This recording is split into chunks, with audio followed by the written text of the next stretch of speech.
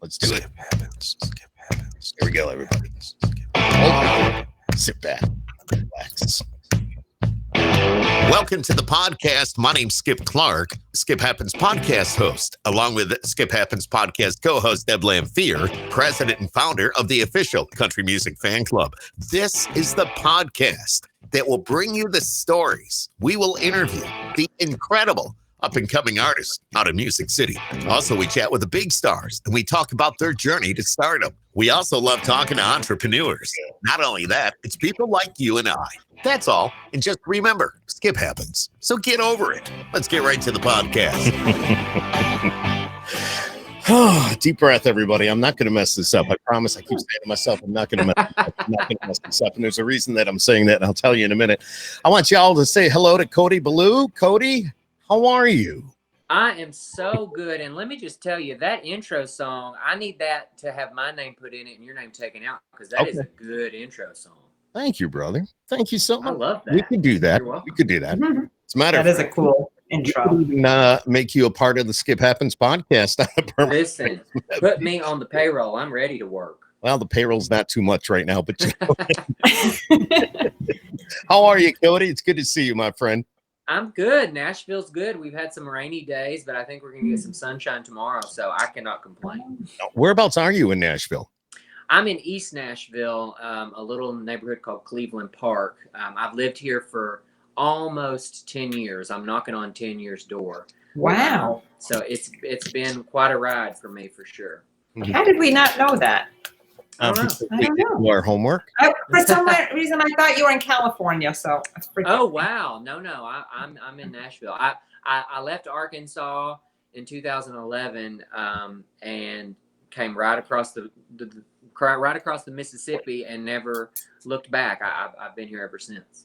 Well, that was 2011. So you were on The Voice in 2012. 12, yes, and it was actually not from anything I had done in Nashville, because I really hadn't gotten started here when I got the first call. It was from an obscure video on YouTube that someone had posted of a performance of mine that got me the foot in the door, I guess is the best way to say it. You know, I got to say right off the top, man, you've got a hell of a head of hair. Thank you very much. And, I don't know how you do it, but I'm losing mine, and but it looks great.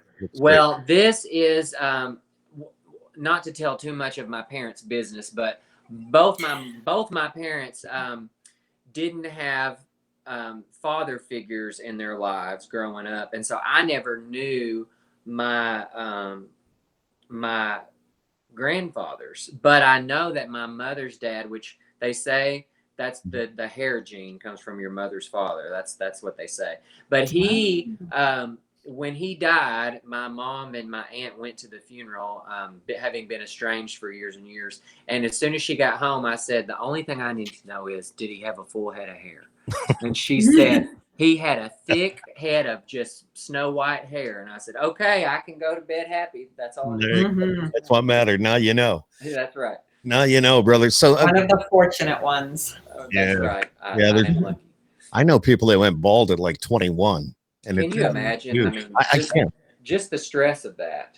It's like, what do? You wear a hat the rest of your life, or you're bald and proud. I mean, those are your options. Or you get a wig like I just found out Elton John has been wearing toupees all these years, and I never knew it. I didn't know that.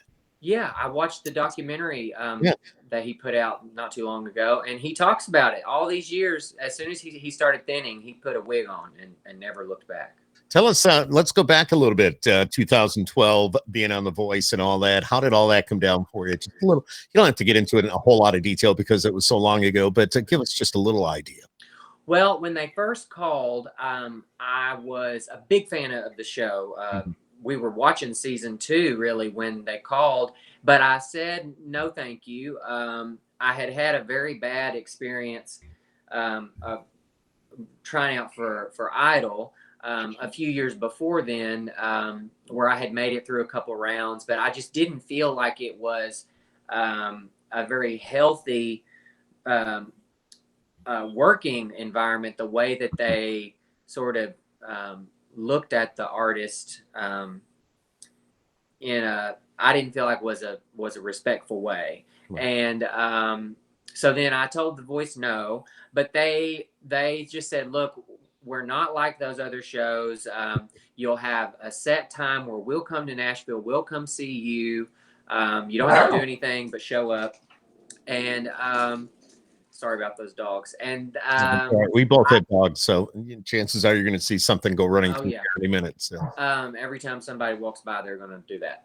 But anyway, so I went to my appointed time, and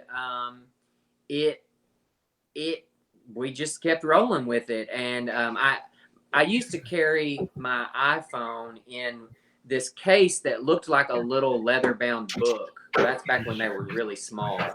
And so I just carried it with me all the time and would never put it in my pocket because it was too bulky. Right. And I walked into the audition that just so happened to be with the head of casting. There were like 3 or 4 rooms. I just so happened to get her. And when I walked in and got in front of the camera, she said, well, before we start, why is it that you're carrying your Bible? And I said, well, the question, Michelle, is why aren't you carrying yours? And we both just busted out laughing. And I knew from that moment that it didn't matter what I sang, I had a spot on the show just because we had broken the ice like that. So isn't that amazing how that happens, though? It's just I mean, it just really everything fell into place for me that way. That's cool. Now, which team were you on? So that was with the original 4 coaches, which was Adam, Christina, CeeLo, and Blake. And I wanted to be on CeeLo's team even before I was on the show. I just loved his flair for how he performed and how big and boisterous he made his performances. And so I knew that if I wanted to go in any of those directions, that he was the one that would sort of help me go there. And he was so nice and so generous with those that were on his team. You know, they don't have to be anything to you besides a co-star. They don't have to talk to you at all, really. But there were a few instances, you know, he took me and the other team members. He was filming, or he was promoting his Christmas album that year. I think it was called CeeLo's Magic Christmas or something. And he had a show at Planet Hollywood in Vegas with Rod Stewart, Eric Benet, and the Muppets. And then we were there just as supporting cast. And so I got to go and perform with the Muppets and be interviewed by Miss Piggy, which is like a lifelong, you know, I'll never top that. And then, you know, one night, it had gotten down to about 3 of us on his team, and production called after we finished shooting and said, change your clothes. There's going to be a car coming to pick you up. CeeLo's taking you all to dinner. And as far as I know, he was the only one who did anything like that. That's so cool. That's so cool. That's amazing. He was really generous for sure. So did you enjoy that experience on The Voice more than you might thought you had? Yeah. So for me, growing up in rural Arkansas, you know, I'm from the country. We couldn't see our nearest neighbors. From the youngest age, all I ever wanted to do was perform on the biggest stage that I could find. And I knew I had just this sort of sense about myself to know that as long as I could stay on the show once a week for about 3 minutes at a time, I was going to be in front of the largest audience I may ever get to perform for. And I really let that be my focus.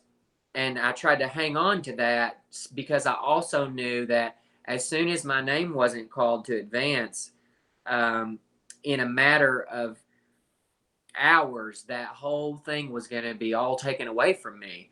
And the chances of somebody getting remotely close to that level of exposure ever again, I knew to be slim. And so I was really doing my best to just absorb every single second of it. I was living out my wildest wildest dreams. I bet. And honestly, Yeah. if they called me now to do like an all-star season or something, I'd probably do it just because I know so much more now, and I'm so much more sure of myself as an artist and as a songwriter and as a performer, that I'd have so much more fun, because at that time I was really trying to play the game and stay on as long as I could, just because you know, you don't know any better, and when you have an opportunity, you got to milk it. And I had a suction cup hooked up to every udder, I'm telling you.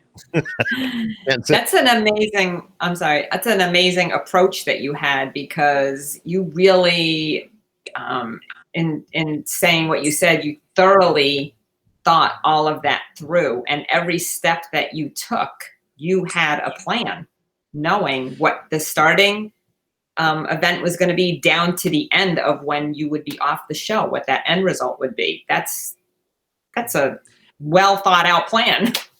Well, and I'll tell you, whenever I got off the plane in Vegas to do the CeeLo thing, and I don't remember the timeline, but that had to have been early on, because it was with the entire team.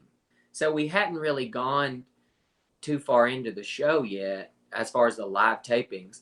And I happened to get off the plane and get into an arranged car with Vicky Martinez, who was on season 1 or 2, and she was on CeeLo's team, and he had her come back because she's such a powerhouse.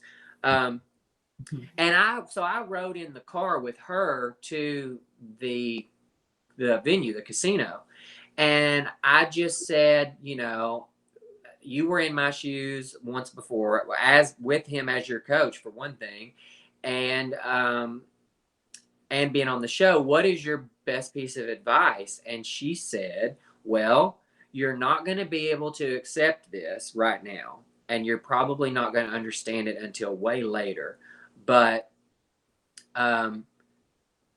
there is a quiet and a silence that comes as soon as you're off the show that you are not going to be prepared for.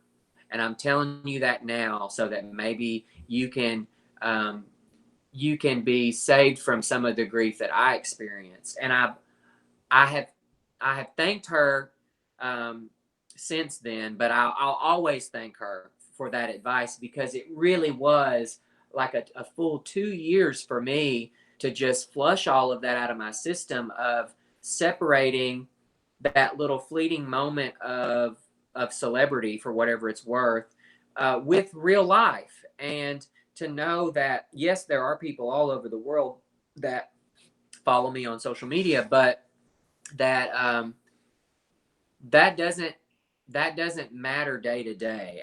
And it was hard to go from the schedule of which was a full year, by the way, of people at your fingertips to execute whatever it was artistically that you wanted to do. And then there was the press junkets and the the live audience and the hair and makeup, the whole thing that I had wanted my whole life. And then to go back to just being normal old me, it was a struggle. But I'm so glad that I went through it then and it was almost like I was inoculated, because now I know the difference, and I don't get so caught up in the numbers game of, how many downloads or who's liking what. Right. I'm just happy to be doing it, and I'm thankful that I get another shot, and every day I wake up and I think, well, hell, today I'm talking to the people at Rolling Stone, or Yes. I'm talking to you guys. It's just a thrill. Yeah, I did see that you talked to Rolling Stone here not too long ago, right? Or that was kind of cool. When you hit that level, I mean, it's all developing and it's all happening and it's all coming together. You talk to somebody from Rolling Stone, you kind of go, okay, this is cool. This is the other one that was kind of a milestone for me that it wasn't even on my radar because I thought, why would they ever talk to me? But American Songwriter magazine, I was just like, my God, something's going right, and I'm not going to question it. So would you say The Voice has really got you rolling once you decided to do that, and you finished number 8, if I'm not mistaken? Was it number 8? Well, we like to say top 8 because you went home 2 at a time. So who's to say if I was 7 or 8? I like to say 7. Exactly. I get The Voice didn't do well. It's hard to say in hindsight now. But none of the things that I have accomplished since The Voice had anything to do with The Voice. Okay. So they're 2 separate things for me. As far as I'm concerned, that was this crazy once in a lifetime thing that happened in another lifetime.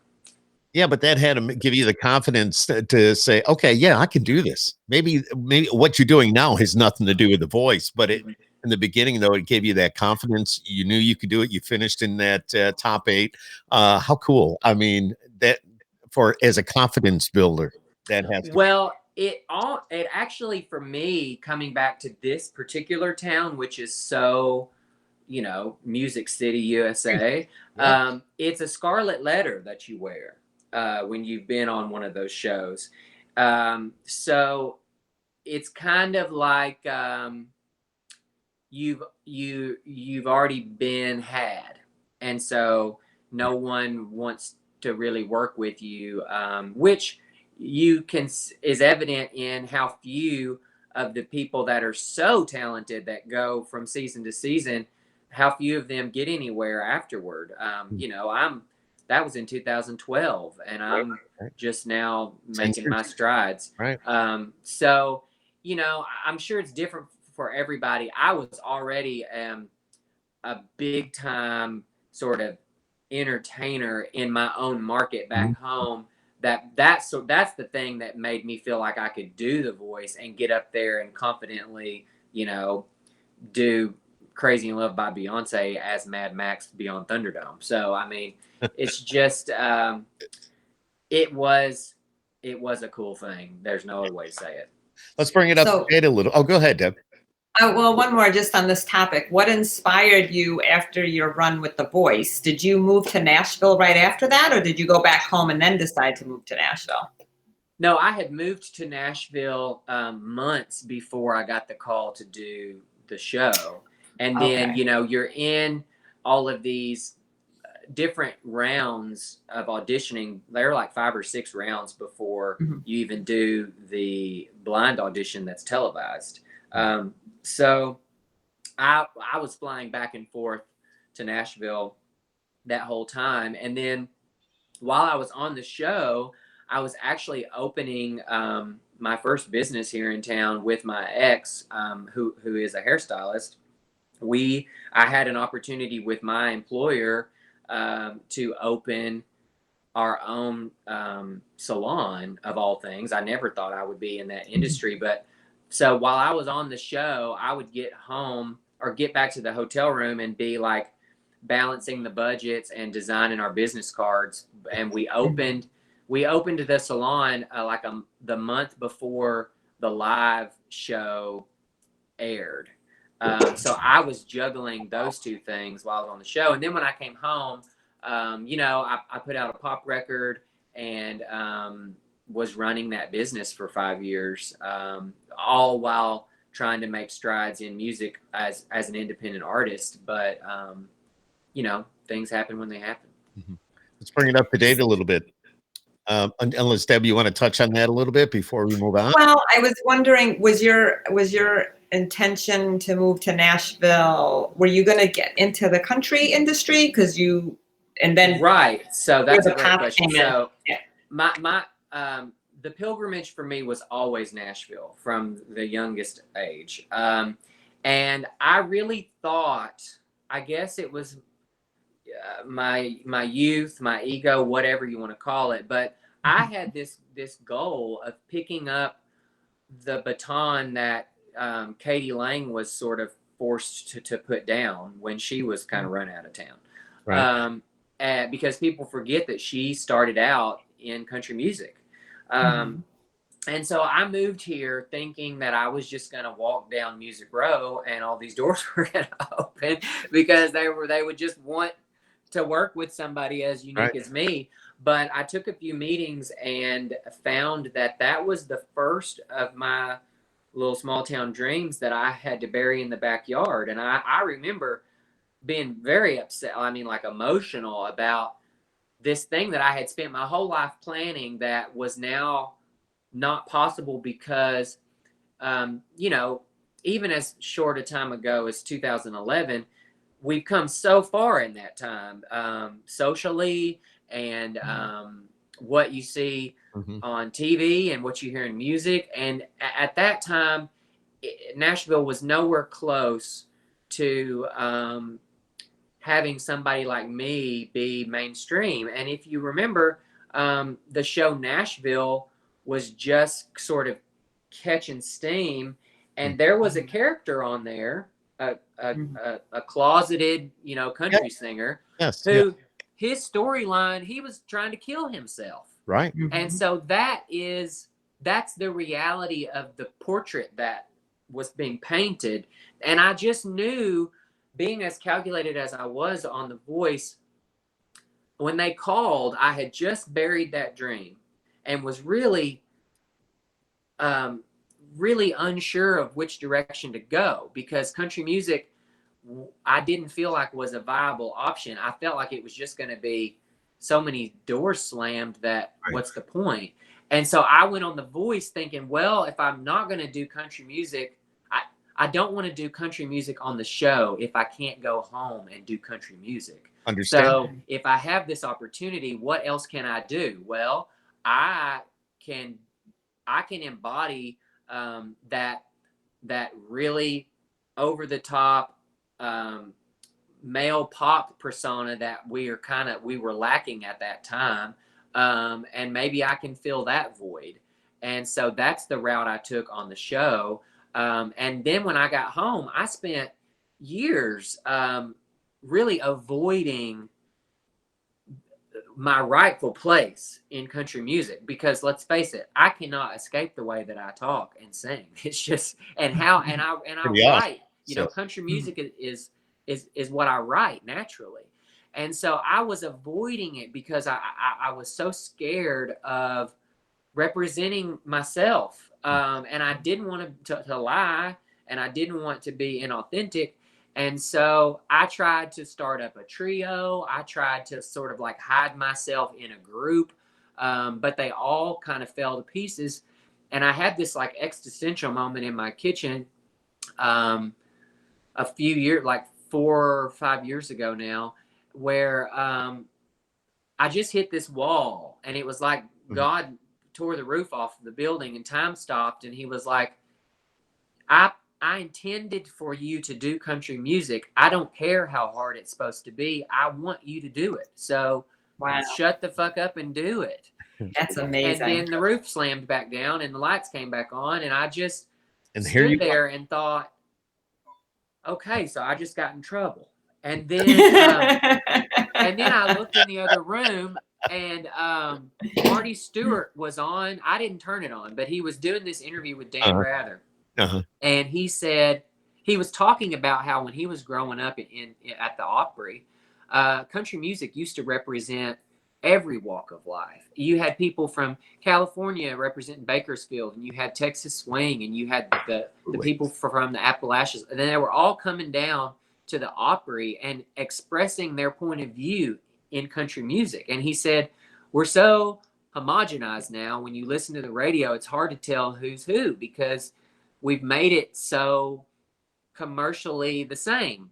And he said, I miss that. And I just thought, now why in the hell did God just rip the roof off this place and then put Marty Stewart in front of me? I think this is the here's your sign moment. It's telling you. Exactly. Yeah. Exactly. And so I just threw myself into the work with no representation. Nobody was helping me. And just now, you know, with these things that have come up, these opportunities that have turned into things like this new song that is out now, where I don't have to even consider or decide how to be or who to be. I just get to be myself, and it's not a struggle at all. Now, that probably shrinks my audience a little bit. It's probably going to make it so that there are certain markets who say, our listenership just isn't going to support that or him. But I think you're going to be welcomed no matter where you go. You're such a great talent. You are who you are. And nowadays people respect that. I respect. You're right. But I honestly, fell in love with you when I look at what you've done, and Deb and I were talking about your music, and it was just like, Cody is so cool, man. Oh, thanks. Shit. It just feels like my time, honestly. Yeah. Sorry, I didn't mean to cut you off. I just want you to know that, if there's a market out there that says, no, we don't want him here for whatever reason, you know what? Then they're not right.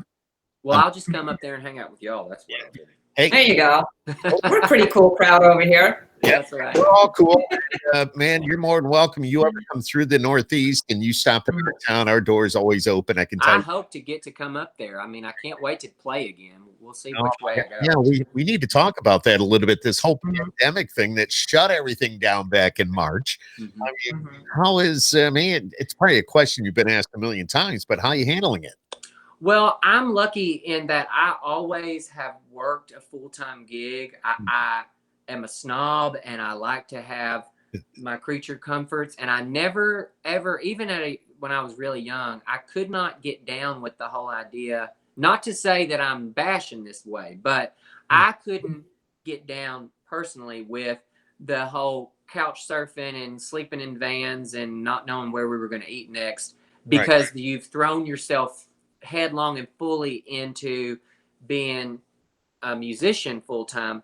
I just couldn't do it. I like to have my stuff, and I like to be able to pay my bills. And so I've always worked, and I actually do upholstery work on my own. That's what I've done for the last however many years. And so the pandemic didn't change my work style at all, because I work alone in my house, and clients can drop things off on the porch, and it didn't really affect that. It did change the way, performing, but before March, I was still trying to figure out how I was going to put out this record that I've had finished since 2018 as an indie artist, and I refused to put it out sooner than now, because I'm so proud of it, and I had watched my other projects sort of die on the vine once I released them, because you got to have all these mechanisms sort of feeding the fire to get it heard through all the noise that now exists with, anybody can put anything out now. And so the fact that I was offered a deal, first of all, and then these opportunities outside of the deal came to me personally to write these other songs. I wouldn't have had time to perform anywhere, pandemic or not. And so it's been a good excuse for me personally to really focus on the content, and we're not rushed into performing in any capacity because we're forced to not perform. But I will say that there is nothing in the world like, and I think we can all agree now, that we had taken for granted live performance, and I don't know that anyone that's alive now is ever going to say that again. No, exactly right. Wow. And the new album has been pushed back to 21. Yeah, so we are it's 12 songs. It's called The Wreck. Okay. And I wrote it while I was going through a divorce, and didn't expect to be going through a divorce, and I didn't expect to write all those songs, but I did. And I think what we're going to do, because it's been sitting, for a couple years now, some of the songs are just fine the way they are, but there are some of them that I'd like to rework, get some fresh sounds on them. And then also I won't say who we're trying to get to co-write with me. They said that they would, We just got to work out the scheduling, but I don't want to put them on blast and then feel like they were forced to do it. But anyway, we're working with some great, trying to get some great writers to, I've got this idea for a song that I'd like to add to the lineup, and write it with this one particular songwriter. So we're going to we're going to slow drip singles throughout the first half and through the summer. And then I think the full album will drop in the fall next year. But it's cool to have a project that's already ready in that way, because I don't feel any pressure to have to come up with anything to release. We have it all there. We just have to pick which ones and you're going to tweak it a little bit, so to speak. Right. Yeah. What about this here? I don't know if you can hear this. Here we go. Oh yeah, that little thing. What about this? Oh, dude, that Christmas tune is rocking. Listen. It is rocking, and I have, the producer Skylar Wilson that I've worked with twice now. He just took my vision, because I sang that on a work tape into my phone, and I just sang the guitar line into the phone. I said something like this that I'm not going to try to play for you. And he found the best players. We got, that's Janae Fleener on the fiddle, and she's the reigning CMA instrumentalist. I can hear the fiddle. Listen. Well,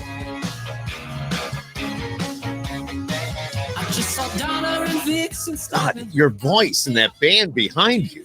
Yeah, we did all of that remotely. Like, I sang that in my little office here, and everybody was in their own little place. And they put all that together in the nick of time, because when I was asked to write a pitch for this movie, Dashing in December, you were going to okay. It was from a stranger off of Instagram that reached out and said, I really like your music. And then I saw that it happened to be this writer, director, producer that had some credits of some titles that I recognized. And I just responded and said, thank you. But if you ever have a role for a person with an inescapable Southern drawl, and I said, think Reba McEntire in Tremors, only the greatest movie ever made. I said, please keep me in mind. And he said, well, I don't have any roles that I can think of coming up, but would you be interested in writing a pitch for this Christmas movie that we're already in production? We would need to hear at least a demo in like a week's time. And so I just pretty quick. Sat down, and I really did write the thing in less than a day. And I sent them a work tape. They said, let's hear more. They ordered the demo. So we did the demo, and then they filmed the line dance scene, which the only parameters were it had to be a line dance song. It had to be in the same vein as Pour Some Sugar on Me by Def Leppard, and Any Man of Mine, Shania Twain. And so those were my bookends. And in the end, they didn't care about the rest. And so I just wrote the most outrageous song I could think of, and they didn't change anything about it. They actually they filmed the scene to the work tape because they didn't want to change it at all. Wow. It says a lot for you, though. If they don't want to, they're confident in your work and what you did and what you wrote, and That's right. Coming out with that song. So that's pretty cool. And you smile every time you go to the mailbox. Well, I hope so. I haven't seen anything yet, but as long as y'all keep playing it, I'm sure to get something. Oh yeah. Better. Absolutely. That's the other thing, like this was only supposed to be a flash in the pan, a small thing that happened in a movie. But the people at the label that I'm with, One Vision Music, have been so cool to say, you know what, why don't we make this a moment, and why don't we get Grassroots in here and send it to radio, and get Marbaloo in here to promote it. And I didn't do that all by myself, and it's really taken on a life of its own because they had the wherewithal to put all that behind it. So I'm just so grateful to everybody. Well, you got a good team behind you between the label, and I know a lot of the people at Grassroots, obviously, and so does Deb. They're just a great bunch of people. They really are. I had a Zoom meeting with them to just meet the whole team, Yep. and we really hit it off. I mean, I can see a long standing relationship with those people. Next time you talk to Nancy, just tell her how much fun it was being on Skip Happens. I'm gonna call her right after we hang up.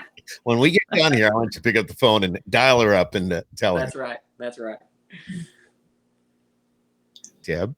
No? Okay. Oh, no, you're up.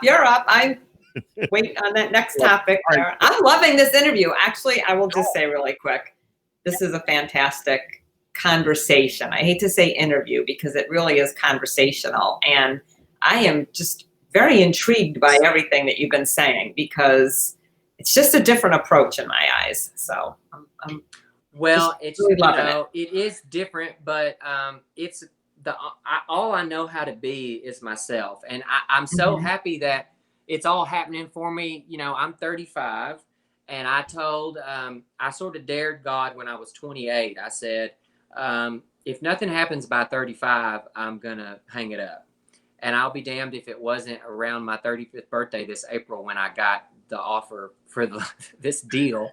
And I thought, well, hell, I maybe should have stepped that back by a few years and it could have happened sooner.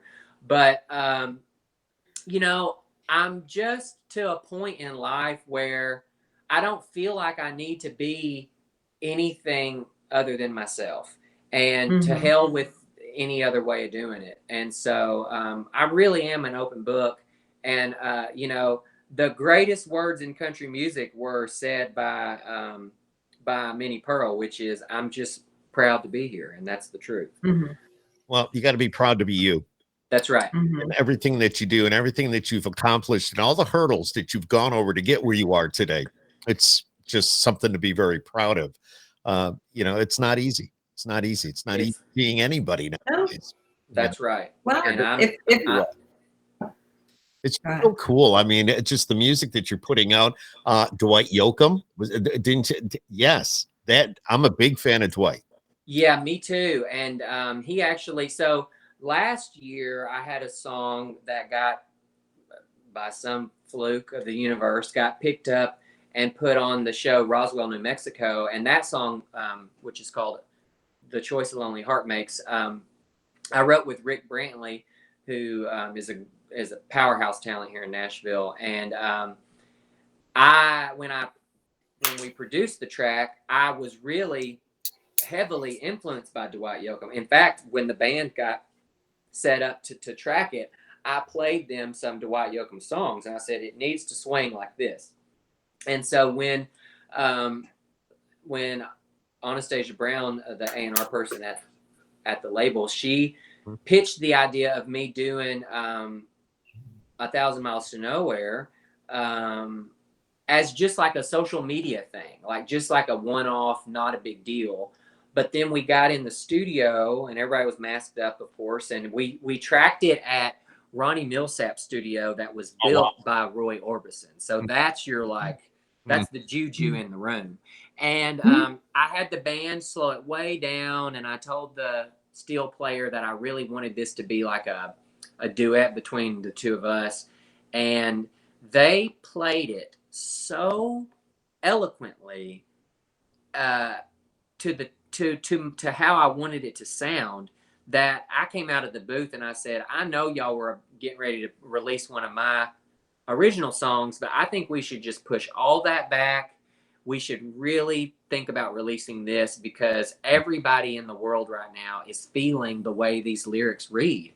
And Dwight's version was kind of a mid-tempo kind of, you know, Dwight thing, but he wrote it all by himself. And there was this melancholy feeling that if you just read the lyrics and don't listen to his version, I really wanted to convey that in the tempo and the way we sang it. And so I don't know if he's heard it. I hope that he's all right with my changes, but I'm really happy with that one for sure. You know, I can hear the Dwight Yoakam in your voice. Yeah, You have a little bit of that going, we both tend to have that sort of like that yodel sort of catch in our voice. yeah, yes, you do, and not that you want to sound just like somebody else, but at least you have a little bit of that in there, and I can hear it in the Christmas song a little bit. And yeah, for sure. Song that makes me want to get up and do a line dance. So. That's right. That's and hopefully drink. Yeah. You know, I have a cup of coffee tonight. What's wrong? And even Deb gets a cup of coffee. I know we grabbed our coffee tonight, but yeah.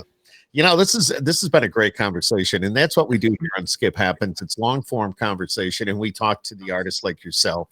And you're very unique and you're very cool. And I got to tell you, going through a lot of these pictures and kind of getting some information, because we had never met before, we have never had this any discussion whatsoever before, any talk.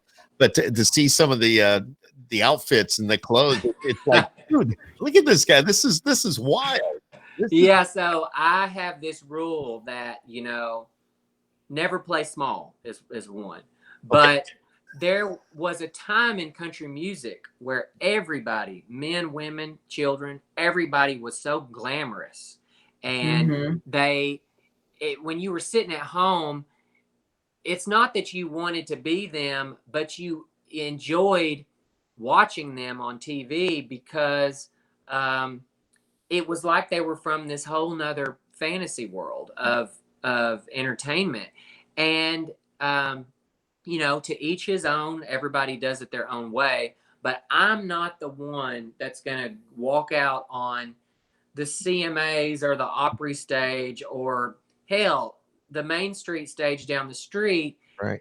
And be in like an old ratty t-shirt and some jeans with a red Solo cup. That's just not my idea of entertainment to its max. Right. And I understand the point of that way of doing it. I get that it's sort of like, you know, I understand it. But for me, I feel like the best thing I can do with all this hair and this face is put it in something with some rhinestones on it. Absolutely. Time Deb and I are in Nashville, or she's in Nashville for business. We're gonna know it's you walking down the street. Yeah, you're gonna see me coming and going. I love it. I absolutely love it, and I look forward to that. I hopefully that comes sooner rather than later. Me too. I hope so too. You know, with everything that's going on, and now hopefully with this vaccine, and we can get back to somewhat of I don't know if anything will ever go back to what it was, but still get back to some normal activities and be able to. It will in time. Yeah, might be 5 years, but we will in time. and we'll be together doing it, and I think that's the thing too. Absolutely. That we all have to hold on to, that we're still together. Though we disagree on a lot of things, we got to hold each other up, you know. Can I ask, what do you do for fun? So for fun, I pour all my time and resources into my house and my yard. I've got a big chicken coop that's way too glamorous for the 7 birds that are in it. I've got a vegetable garden and a koi pond, and I'm building a garage, and so I've got, my hands are always dirty, and I like it to be that way. And then outside of that, my family is really close. We're like, you know, the Bad News Bears, a baseball team. And we all just like to be with each other. And so they're all back in Arkansas. But as often as I can, I hang out with them. And I just like to be outside. That's awesome. You know? Yeah. Me too. Except we have snow out there now, but yeah, that's something that we rarely get, but when we do, we try to enjoy it for sure. Yeah, but you don't, when you get it, even though you just get a slight dusting, everything shuts down. Down here it does. You got to get your milk and your bread, and you got to get locked in your house. The shelves. So just a quick question. During your living there in Nashville and pursuing your career and all that, are you outside of COVID, were you performing in Nashville or were you touring? Where were you doing that? I've done a little tiny bit of touring, but I always felt like, I like to travel with like a 7-piece band, which is very hard to do when you're the one cutting all the checks.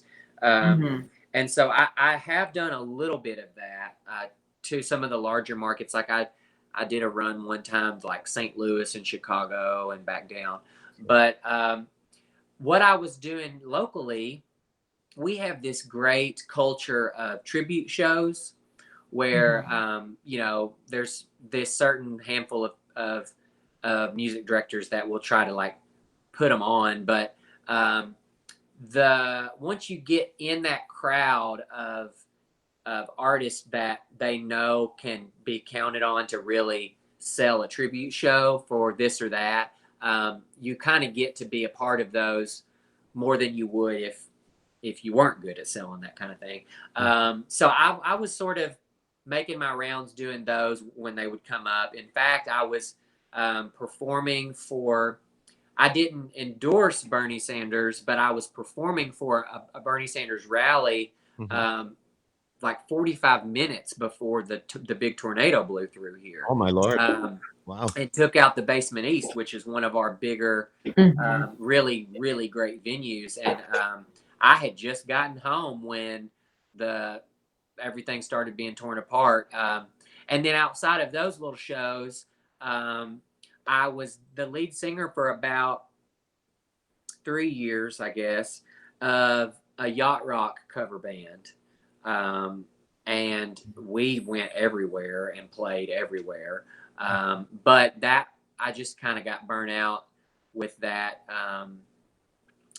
that audience, I guess is the best way to put it. Yeah, I got you. And I just decided I needed to get the hell out of that gig. So, well, you've done well for yourself. Just keep it going, man. This is thank you.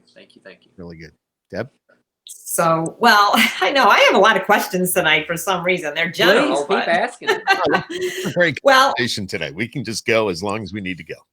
You had mentioned two things. We have a lot of artists that, as they're pursuing their career, they have another job that they're doing to put the food on the table. And you had mentioned that you were you had the business of the salon. So are you a hairstylist or are you on the business side of it? No, I was always on I kept the books, and I was managing a team of 13 by the time I parted ways with that, because that was with my ex. And so that, I've always been an entrepreneur of some kind. I never intended to be in that industry, but while I was in it, we grew a very successful business. And I loved being in business. I went from that to another small business after that with a partner, and sold my shares off to start doing the upholstery thing, just because I needed to be able to drop my tools at any time if an opportunity in music came up. And it's hard to do when you are the brains of an operation. You've got to be available, because shit happens all the time when you're running a small business.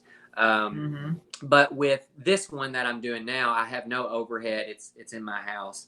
And like right before I got on here with y'all, I was finishing up 2 chairs that I was going to ask if you have my couch. So. Yeah, please. I know. Please just get on the list. It's the thing that keeps the lights on, and I'm super duper blessed to have the skill set, because it's sort of a dying art. And there's so much work to be done that I positioned myself in a way that I haven't really even advertised that I do it. People just word of mouth and advertise. That's the best way. Yep. Right. Yeah. So when we get off, when we say goodbye, don't hang up. Okay. I got to get some information from you. Okay, good. It's pretty awesome. Go ahead. Yeah. No. I know we're running close to 50 minutes now. We don't like to keep the artist on any longer than we have to, but we respect your time, and we respect the fact that you decided to come out with us. So no, listen, I'll talk all night, and if there's something that I can answer that will shine some light on something, I'm here to do that. You already did a great job shining the light on a lot of different subjects, and who you are and what you do and why you do it. and what you believe in, and it just makes you such a great person overall. Everything that you believe in. Television shows. Have you been in? Have you been on any other television shows besides The Voice? I have not, but I will say that it's a conversation that we're always having. Okay. I do feel like I have a knack and an ease in that format. It works for me. So I think as we go along, they're all going to be keeping their eyes peeled for those sorts of opportunities to come up. I just think that it's inevitable. If I'm staying entertainment, you know, I'm going to end up in some way on camera again, just because we're drawn to each other.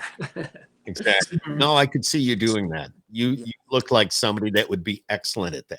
I mean, I agree. you are an entertainer. You're a good-looking guy. You've got it all going. To be on the big screen would be really awesome for you. That's Well, I might have y'all send in some like referral letters or something. No problem. We definitely do that. Yeah. We definitely do that. So how would you say your life is overall now? You said you're 35 years old. It's good, right?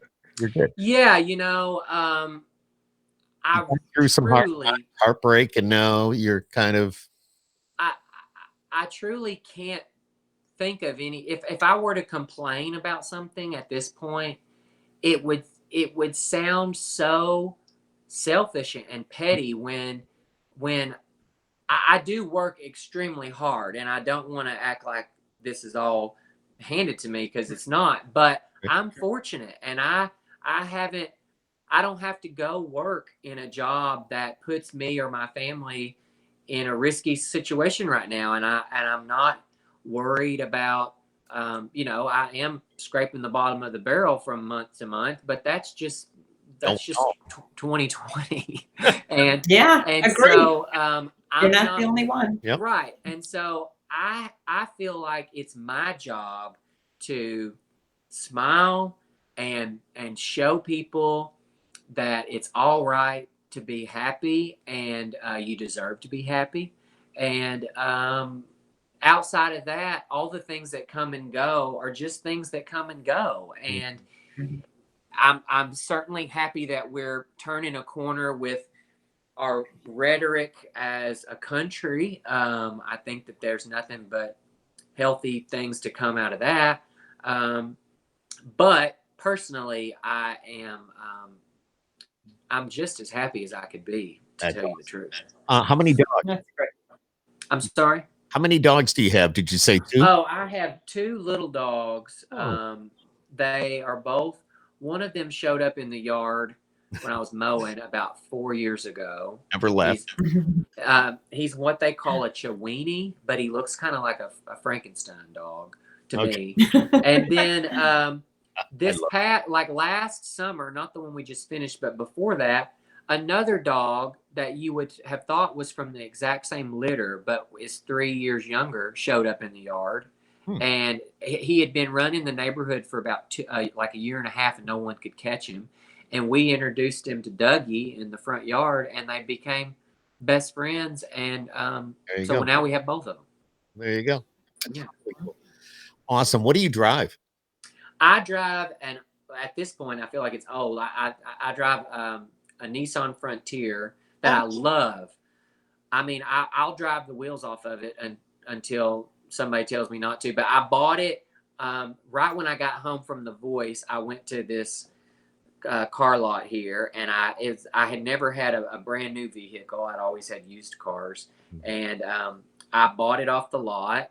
And I remember last March when I made the final payment, I just thought, they're going to have to bury me in this truck, because that's awesome. Thank you. I mean, hey, if you take care of it, you'll run it for a couple, you know. I have a truck right now with 140,000 miles on it. We love it. We take care of it, though. We love it. And I've got the new vehicle with 312 miles on it. Hey, what kind do you have?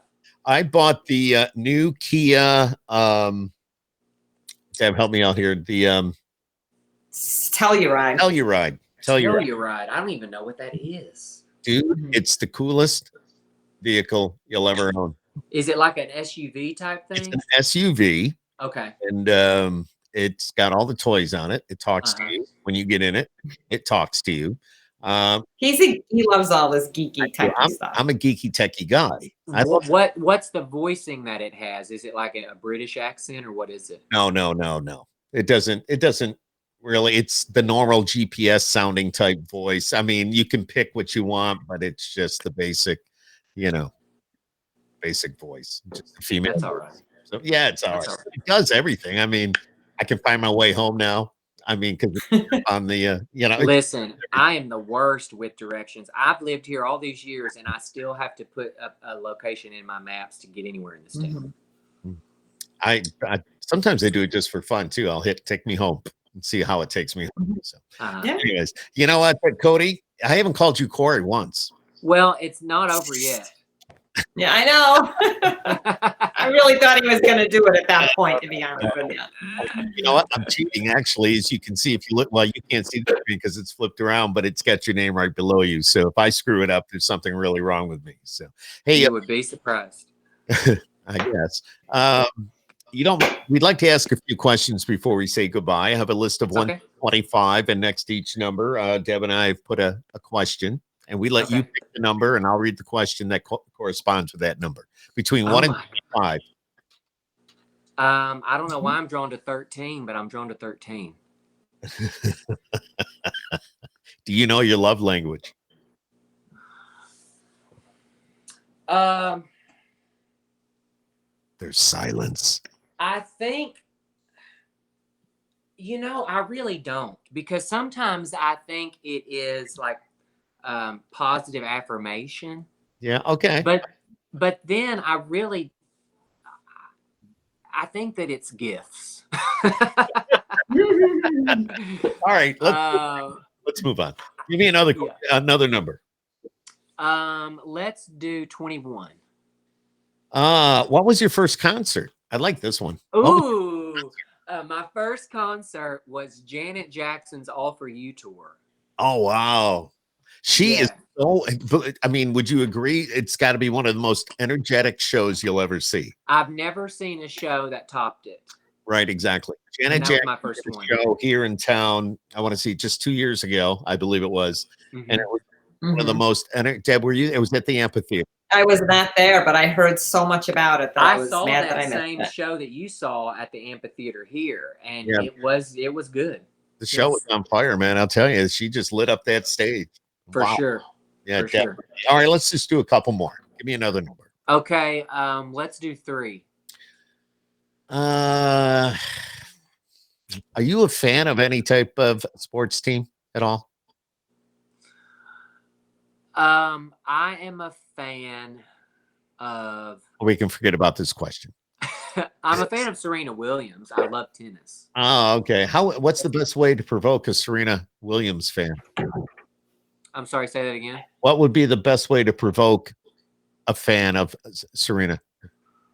I don't think you could, because she handles her shit. All right. Yeah, I got you. Let's forget that. She's tough. I wouldn't want to mess with her. No, she's a fine on her own. Let's do one more. Let's do one. Let's do number 7. One thing you would avoid at catering. I do not like at all banana nut bread. Really? It makes me gag, the smell of it. Well, everybody's different. I'm just completely the opposite. You can have all my banana. I love banana nut bread. No thanks. My mom used to make banana nut bread, and it was good.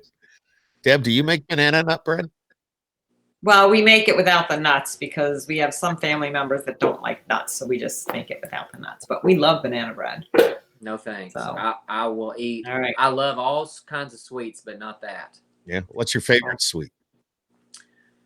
Well, I could die eating like just regular old cheesecake with a graham cracker crust. Oh. I mean, I could just kill myself on that. Yeah, absolutely. Absolutely. What you got planned for the holidays before we let you go?